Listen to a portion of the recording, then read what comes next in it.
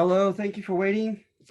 Um, so now we are doing right for Delta History 17A. We're doing a Constitution assignment that I just put up minutes ago. So we're gonna go through it, okay? And if you have any questions or comments, please let me know. All right, let me get the names down here. So note that as I have typed out on the assignment under modules in Canvas, is this is different. It's not in the same argumentative format where you're going to have argumentative sections in paragraph form trying to convey a definitive point.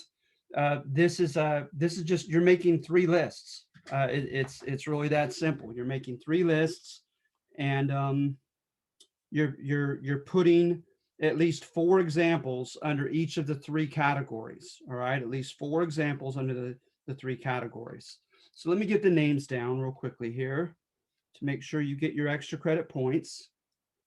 As I'm writing this down, does anyone have any comments or questions? Go ahead and feel free to unmute yourself or type it out.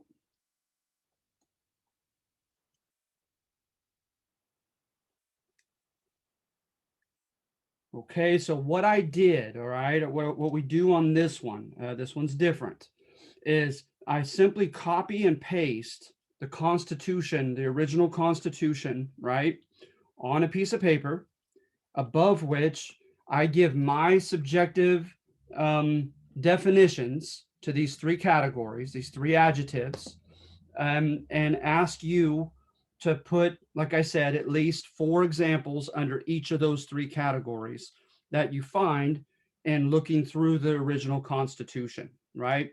So you have your preamble, you have especially the first three articles.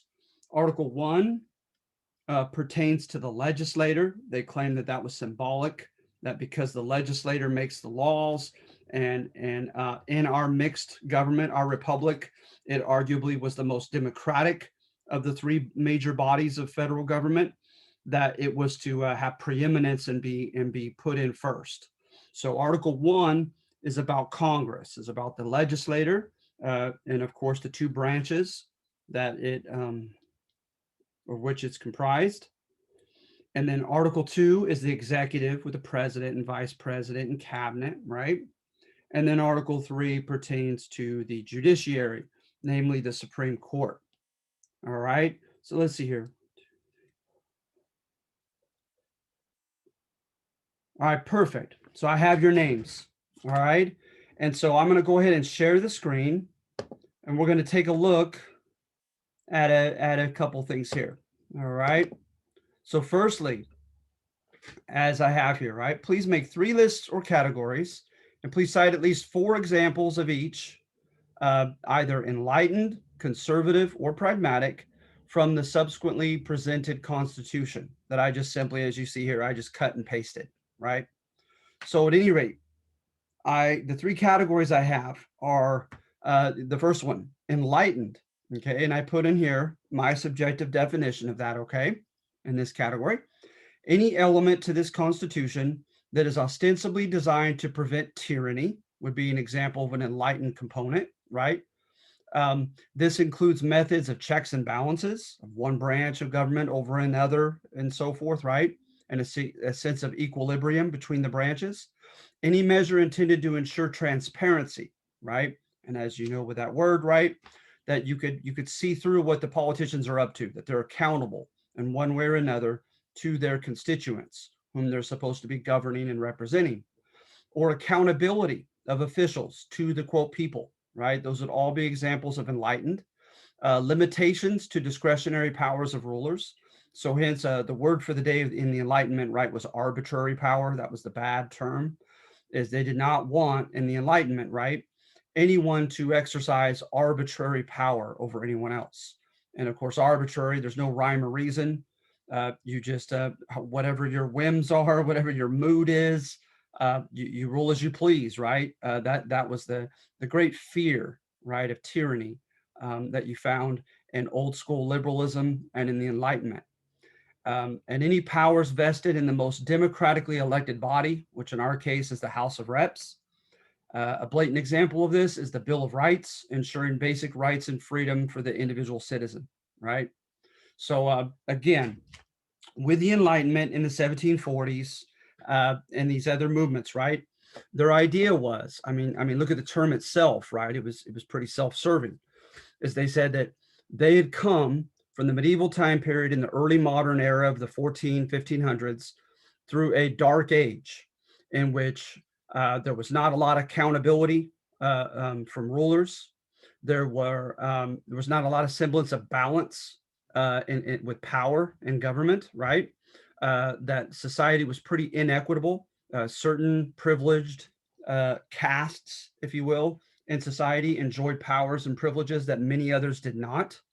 There wasn't much. There was a lot of room for injustice, for oppression, tyranny, right? Oligarchies, right? A few people ruling for their own benefit at the expense of everyone else.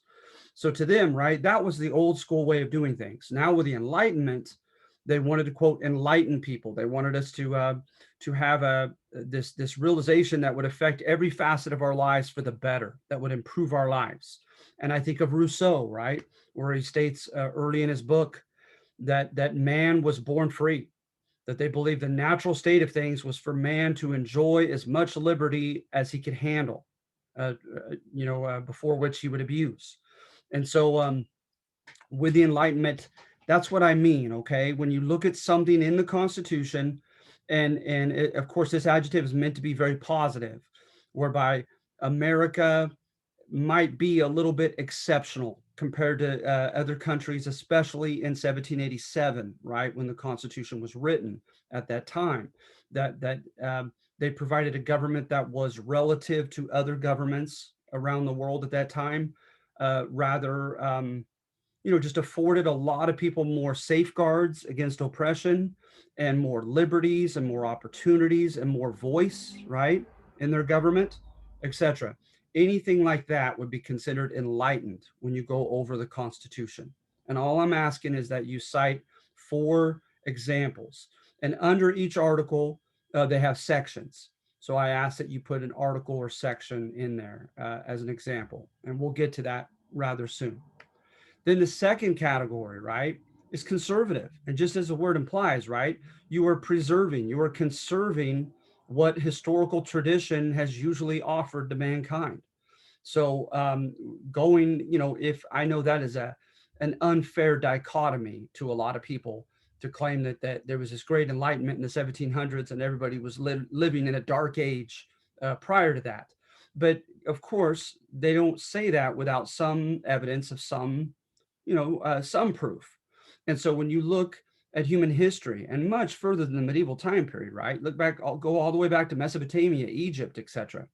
It has long been the norm for you might argue millennia, especially centuries, right? For instance, for a few of these types of government, right? These facets to government have existed. So for one, right, is you did have opportunity for key individuals to abuse their power and have, perhaps almost at least arbitrary power to do as they please, right? So anything like that smacks of a strong central government that has a lot of power over the states. Anything that smacks of an unelected official in our federal government that has power over elected officials, right? That would be conservative. That has been like the historical norm, if you will. So again, concentration of power into the central government as opposed to the local states and regions, that I would argue has been the historical norm and is rather conservative. You're conserving human traditions, right? Kind of old school. Having a powerful, in particular, executive, right? Whether you call that executive an emperor, a king, a queen, a president, or prime minister, that the reality of those different names carries a common a common truth, a common historical phenomenon, that you've had executives who were in charge with enforcing the laws of the land, with police powers, with military powers, that has existed as a long human tradition. And so if you see any of that in the Constitution, that would be conservative.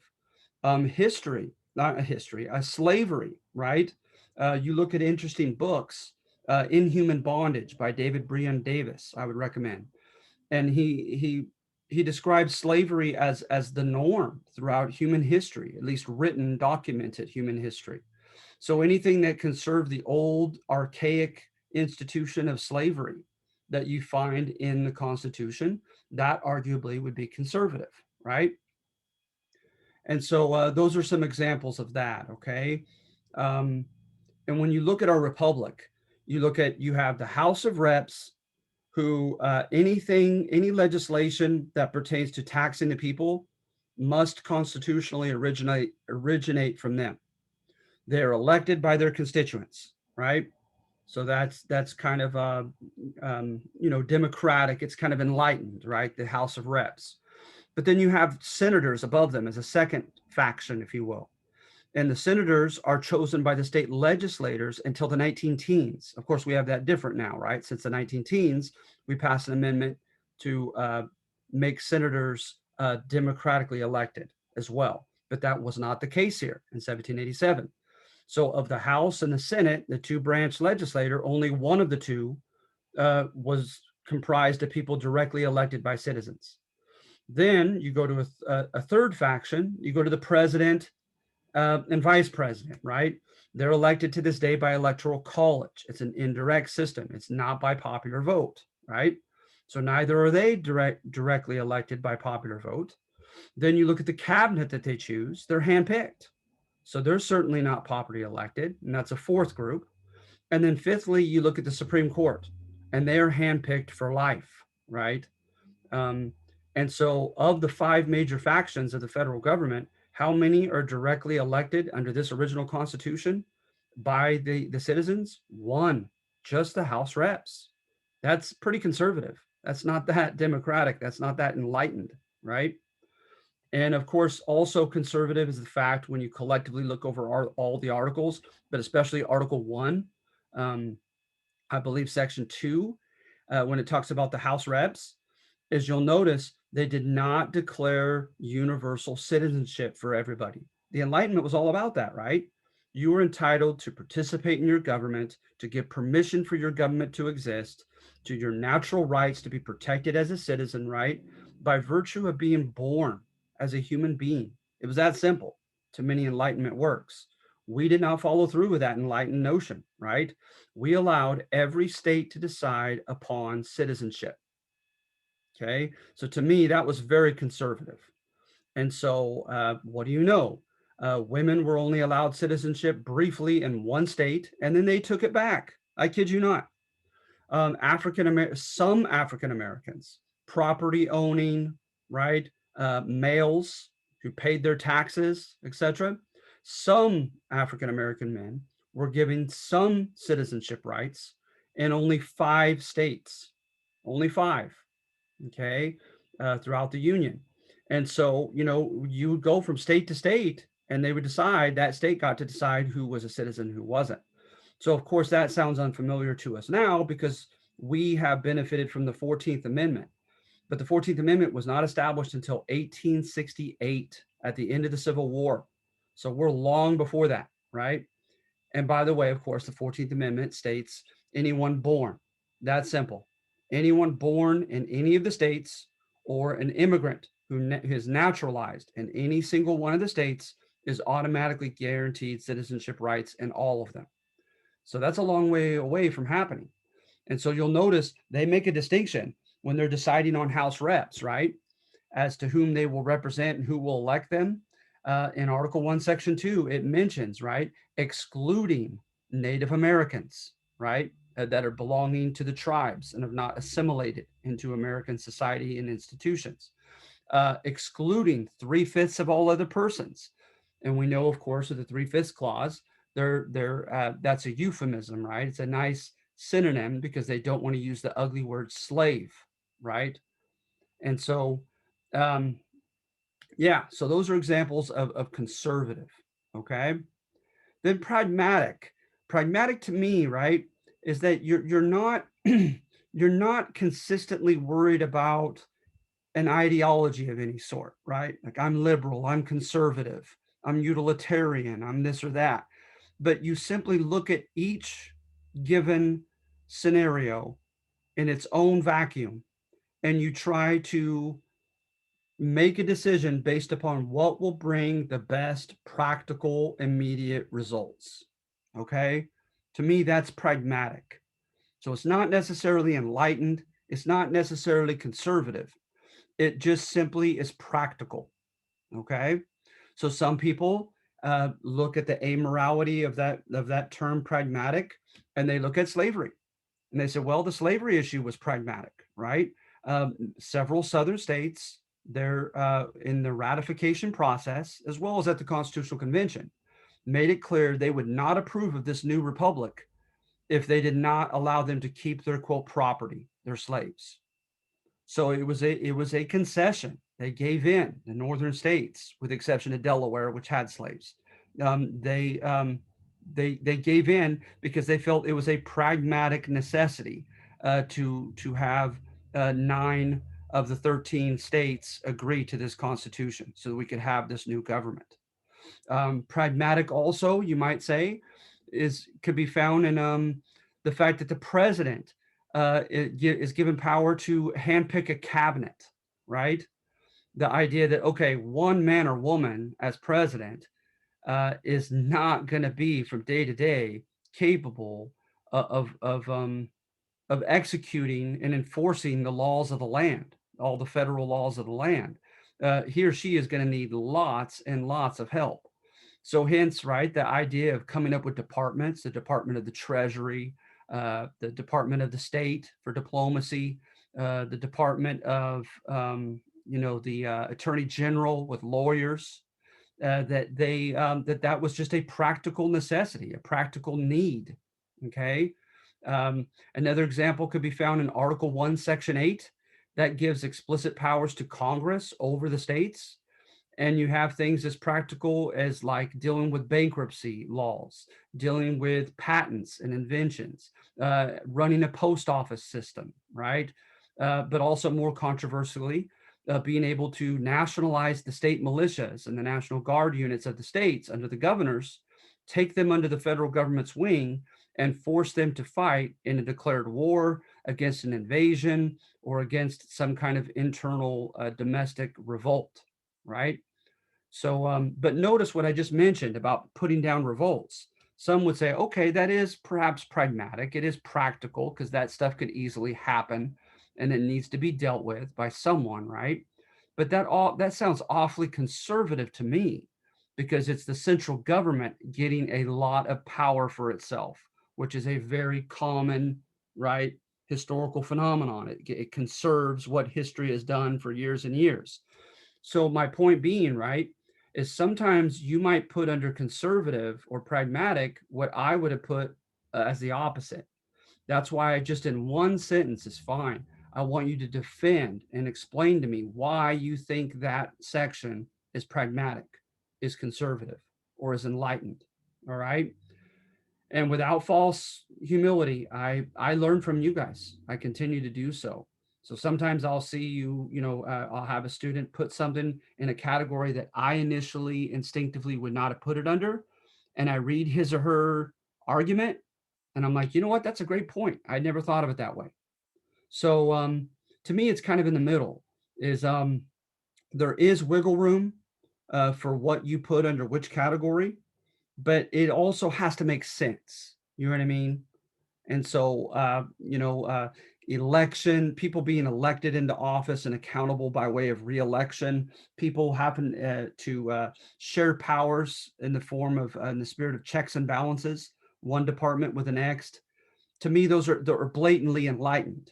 And so it wouldn't make sense to me unless you had a great, brilliant argument for you to contend that that's conservative, because it just hasn't been the norm, hadn't been the norm up into the 1780s, arguably.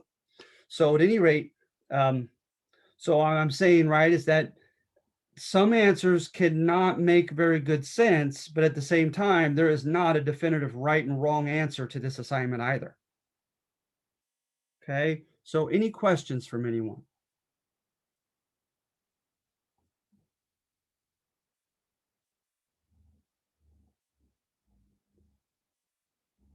So if you'll bear with me here, what I want to do is I want to go to some examples. So for instance, right, enlightened, I put Article 1, Section 2. House reps are directly elected by citizens every 2 years and must be inhabitants of the congressional districts which they represent. I put this is enlightened because they are frequently held accountable to their constituents via election and re-election and are privy to what their constituents face on a daily basis because they ostensibly live and have residence in their very county that they represent, right? Conservative, I put Article 1, Section 3. Senators are not popularly elected by their constituents. They too must pass legislation along with the elected House reps, and they have long terms and no limits, and only they can try impeachments and approve presidential appointments. I put this as conservative because this sounds much like the English House of Lords and their superior powers over the democratically elected House of Commons back in England. So that's arguable, but that's why I put that there. And then pragmatic. Article 1, Section 8, the federal Congress can deal with practical issues like bankruptcies, inventions, borrowing money, defending the nation against revolts and invasions. I put this seems pragmatic and that such issues will almost inevitably need to be dealt with. Right. I'm going to go back to the Constitution itself.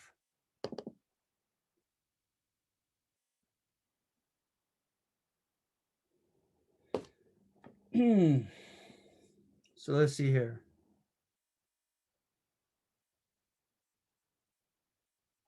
Look at the preamble. We the people, in order to form a more perfect union. They didn't like that the 13 colonies were so separated, so loosely combined, so weak. So they wanted a stronger union, a more centralized government. To me, that's conservative, right? To establish justice, ensure domestic tranquility, provide for the common defense, promote the general welfare. All of those, right, to me sound like conservative aims or goals. Conservatives have often done that, right? They have promoted throughout human history and uh, the general well-being, safety for everybody within the kingdom, more than quote their liberties, right, etc. But notice the last one, and secure the blessings of liberty to ourselves and our posterity, our future. Do ordain this Constitution. So notice the last reason that they state in the preamble is enlightened, arguably, right? Saying also we're forming this new government to protect the freedoms of our people. Right. Number two, I mean, is that pragmatic? No person shall be a representative who shall not have attained to the age of 25 and have been 7 years a citizen of the US, right? And being inhabited of that state. So is that just a practical necessity? Is there something to say for maturation and experience as a requirement for someone to serve as a House rep? So again, I think that's an example of something that's, kind of argumentative. But here's where I got that with citizenship, right? Reps and taxes will be apportioned according to the states, according to the numbers of people that are in each state. So you add the whole number of free persons. Shouldn't it have been, if it were enlightened, just the number of inhabitants? Because the inhabitants are all human beings and hence entitled to citizenship. But not here, right? Including those bound to service for a term of years. So they're saying, okay, we'll include as citizens even indentured servants, but excluding Indians not taxed, 3/5 of all other persons. And we know who that refers to, right, with the slaves. And so at any rate, let's see here.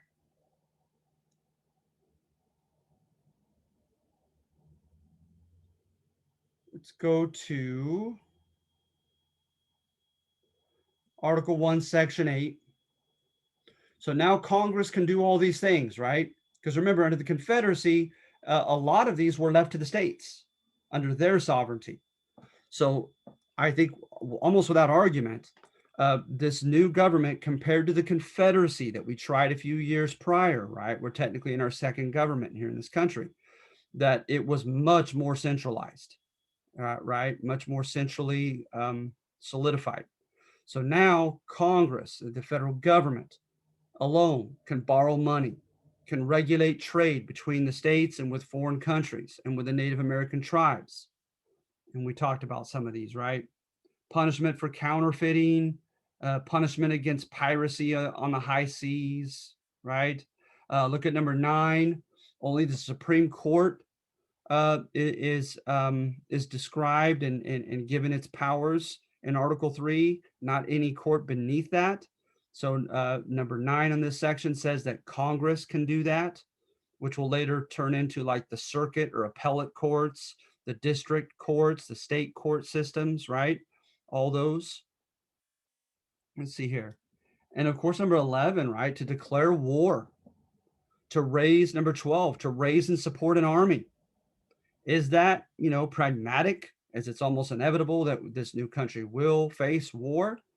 Is that conservative, right? And giving the central government so much power, right, to appropriate young men from the states to force them to fight, especially, right, in controversy would be the hypothetical scenario of a rebellion, of being kind of conscripted to fight against fellow Americans in a revolt, right? Or some would say, is it even enlightened? Because it is a non-military body, Congress. It is relative to the other two branches, the most democratic of the three branches. And so hence, who better to have to declare war, to raise an army, right? And of course, of the president to be commander in chief of that army once war is declared, than civilian leaders that are not part of the military. So for that reason, some people would even say it's enlightened. Right.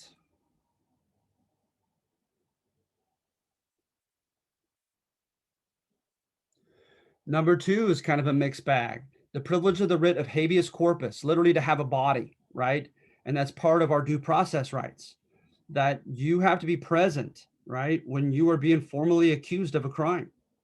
And of course, the Bill of Rights ensures several other rights along with that, right, that we're entitled to if suspected and indicted for a crime. But notice, right, it puts that in there, and they didn't have that under English common law.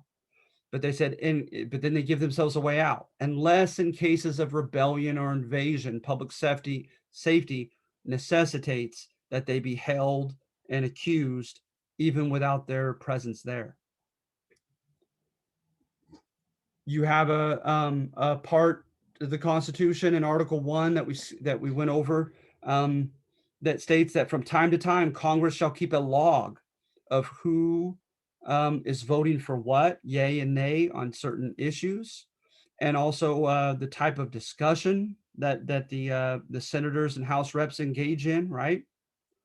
And in the spirit of the Enlightenment, of transparency, right? So their constituents who voted them in can see what their elected reps are up to, and what they're voting for and against, etc., right? But then it's followed by, it says, except in cases where Congress decides that it necessitates secrecy, then they don't have to post that and publicize that. So some of these clauses are mixed bags. One part to them seems very enlightened, and then they're followed by a very conservative condition or caveat to that.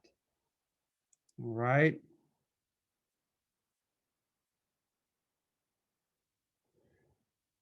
And arguably conservative, number 1, section 10.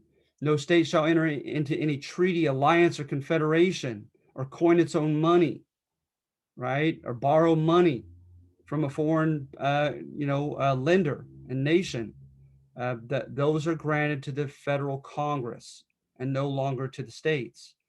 But again, some people think that from the history of the Confederacy that it was chaotic when the states were able to do that. And so hence it may not necessarily be considered conservative to some. To others, it's considered pragmatic It makes good practical sense that the states can and should not do that, but the federal government instead. There's a 20-year gag rule on slavery. Congress cannot bring up the issue of slavery for 20 years after this was ratified.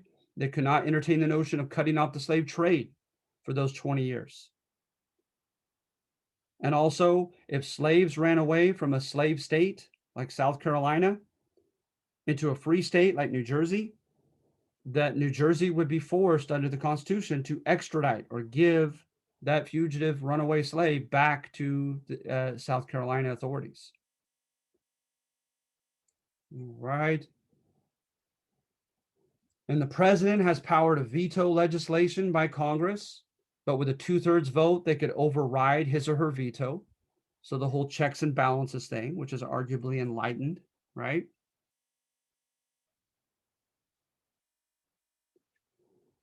The legislator, the branches are supposed to have, their own autonomy, their own limited independence from one another, especially, right, the partially elected legislator having autonomy from the president, which is equivalent of the king or queen, right, as the chief executive of the nation. But the president can demand that they meet in session. Some people think that that's pragmatic. It was practically put to use during the Great Depression later on under Franklin Roosevelt, where he demanded that Congress convene. Congress has to convene at least once a year. That might be argued as enlightened, right? That the democratically elected legislator has to meet and address issues and pass laws for their constituents. Notice you have to be a natural born citizen to run for president and 35 years of age. Is that practical? Is that conservative? Congress raises an army and declares war, and then they hand it over to the president to be chief commander in chief of the armed forces during war. And of course, they've had to deal with future contingencies like in the Vietnam War, where a president doesn't ask Congress to formally declare war, but he or she starts sending troops to this place or that place. And that's where things get constitutionally messy and new amendments have been added. Section 3, the president must communicate, right, with Congress, tell him the state of the union, what kind of shape things are in, what he or she is up to. And then, of course, they've added to that in American political tradition, his or her suggestions to Congress as to what he or she thinks Congress ought to vote on, enact, issues that they need to address. So is that a spirit of cooperation? Is that messing up the whole checks and balances thing? Then direct jurisdiction is given to the Supreme Court in Article 3. So a citizen of one state against another state or against a citizen of another state, that goes automatically under the Supreme Court's jurisdiction. Any of our citizens or states against a foreign nation or a foreign national somewhere else, right? That goes under the direct, jurisdiction, if you will, of the Supreme Court. And then if it's not technically on that list, right, we have evolved with the appeal process, which you won't find in this original Constitution, whereby the Supreme Court can choose which cases to approve and to tackle and to open up as far as appeals to them and which ones they won't. Popularly elected House can accuse the president of high crimes and misdemeanors and formally accuse or impeach him or her. And then the Senate tries him or her to decide if he or she is going to be convicted and removed from office. Laws against treason. Is that old school conservative? Is that pragmatic? Is that practically needed to be put in there?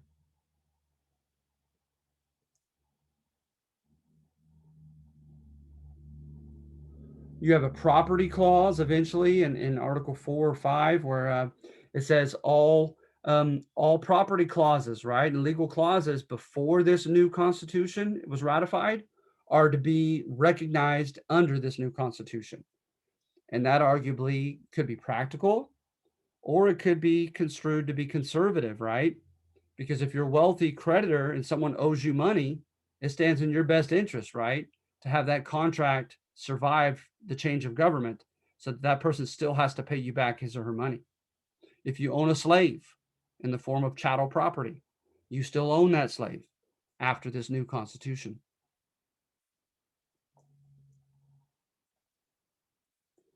And then I'm sure you are familiar with the Bill of Rights. So the First Amendment, right? Freedom of expression, basically. Freedom of the press, freedom of religion, freedom of exercising your beliefs. And of course, throughout the years, they put limitations to that First Amendment, as you probably know, right? Famously, you can't yell bomb on an airplane or anything like that. And then notice starting with number 4, your Fourth and Fifth and so forth amendments, the due process clauses, right? That we arguably got from Beccaria, an Enlightenment writer. That no unreasonable searches shall be allowed without a writ or warrant, right? And to delve and look into your private stuff. You cannot be forced to indict yourself. They can't torture you into confessing anything, right? Or force you, coerce you to confession and to, like I said, indict yourself. You have a right to a speedy trial, etc., etc. Cruel and unusual punishment, right? Shall not, or excessive bail shall not be implemented. And notice a kind of a compromise, the 10th one. Any powers not given expressly to the federal government under this Constitution are reserved to the states. So arguably nothing was written about police powers, having police departments, fire departments, education, schools. So especially if you're libertarian, you interpret number 10 to include those under state jurisdiction and not national.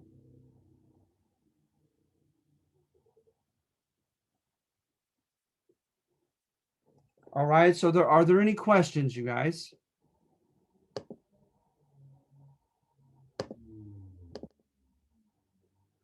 I'd like you to put at least 4 of these under each of the 3 categories.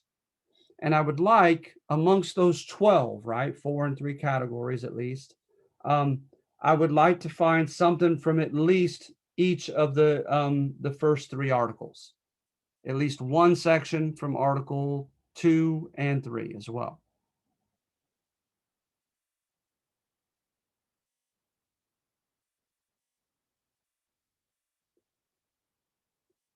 All right, so you guys are awfully quiet. Any questions or comments? You still with me?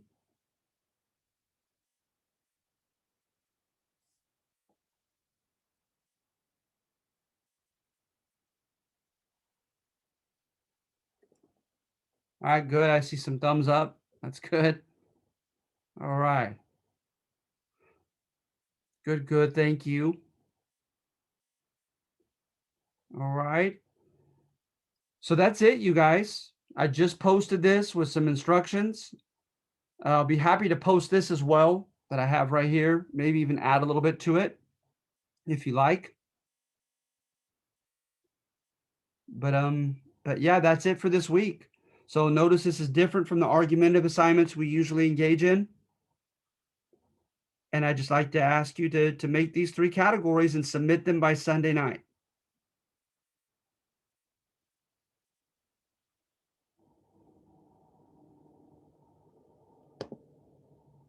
All right. So if there aren't any questions, you guys, I'll go ahead and call it a day. Goodbye. Have a great week. If you have any questions or concerns, Canvas message me. And other than that, we're good. We finished.